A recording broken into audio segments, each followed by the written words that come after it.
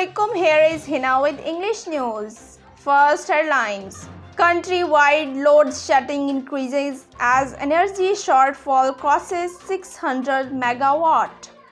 The electricity shortage has intensified across the country as the power shortfall has crossed the 6,000 megawatt. US to donate 500 million Pfizer vaccine doses to low-income countries. The Biden administration plans to donate 500 million Pfizer coronavirus vaccine doses to about 100 countries over the next 2 years. Three sources familiar with the matter told Reuters. One passenger dies on private airline Islamabad-bound flight.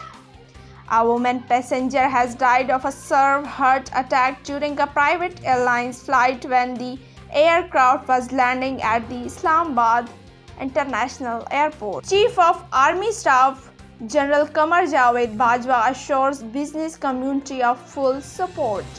Chief of Army Staff General Qamar Javed Bajwa affirmed the Pakistan Army's complete support to the business community in economic uplift of the country, says an official statement issued by Inter-Service Public Relations. This is the end of today's English news. Stay tuned with CID News Network Islamabad. Take care and goodbye.